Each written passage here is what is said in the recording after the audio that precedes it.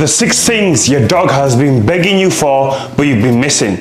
What if your dog has been waiting their entire life for you to do one simple thing, and without realizing it, you've been doing the complete opposite every single day? Most owners genuinely think they're doing everything right, but there are things your dog quietly needs from you that almost nobody talks about, and the silence is costing you the connection you think you already have. Stay with me, because by the end of this, you're going to see your dog in a completely different way.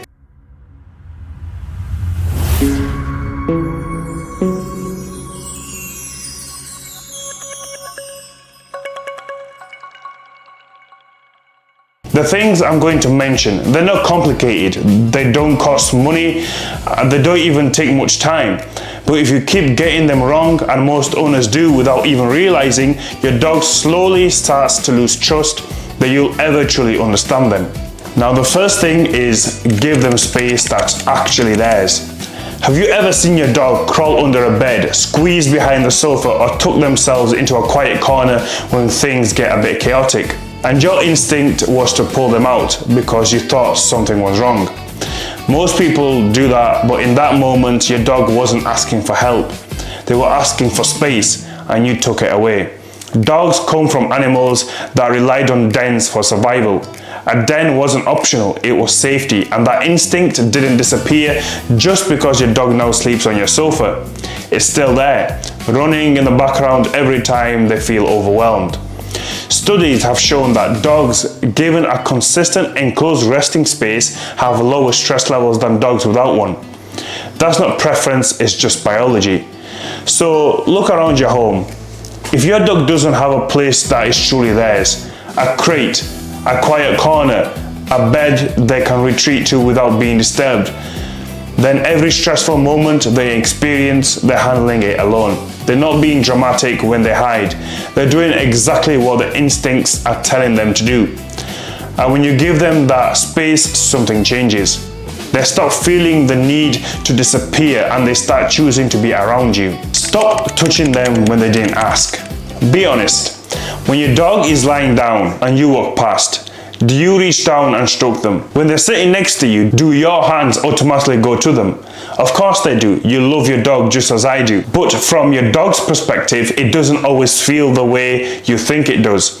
Dogs care deeply about personal space and choice. Every time you initiate contact they didn't ask for, you're slowly teaching them something. That their signals don't matter, that their body isn't fully theirs. If this happens once or twice, not a problem. But a dozen of these interactions every day adds up. Research has shown that dogs who have more control over interactions with their owners are less anxious and form stronger bonds. So what does it look like when your dog is asking you to be petted? A head resting on your leg, a nose nudging your hand, leaning into you, that's an invitation. That's your dog choosing you. Anything other than that is you choosing them. And here's the hard part. You have to stop yourself. Let them walk past without touching them. Let them lie down without interrupting them. It feels like you're holding back love, but you're not.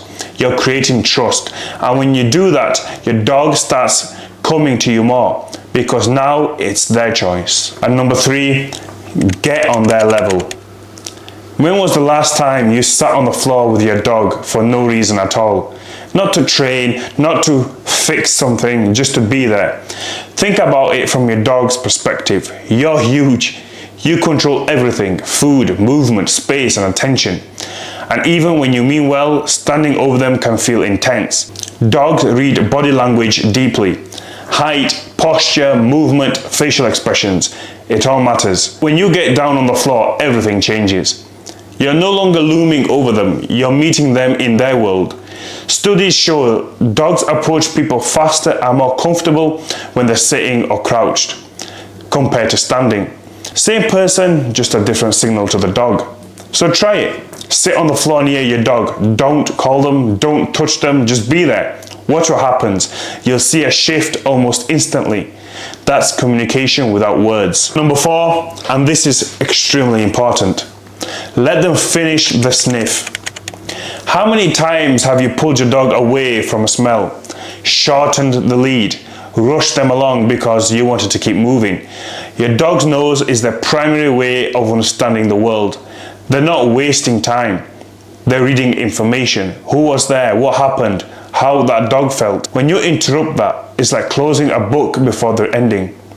Research shows that dogs who are allowed to sniff more on walks have lower stress levels afterwards.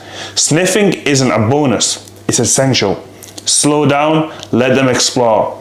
To you, it's just grass. To your dog, it's everything. And number 5, build a routine they can rely on. Does your dog wait by the door before you get home?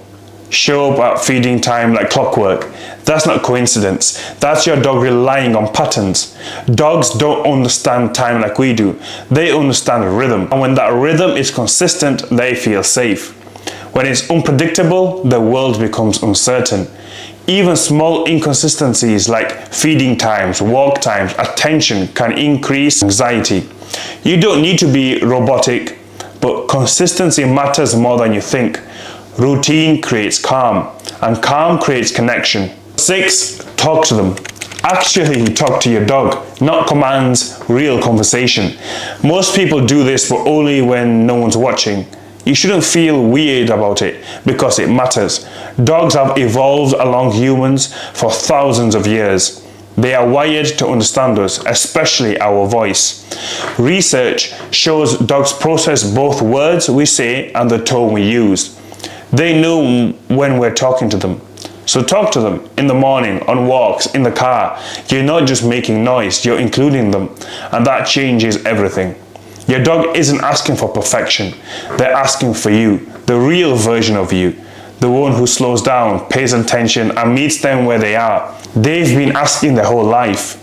If this changed how you see your dog, share it with someone who needs to hear it.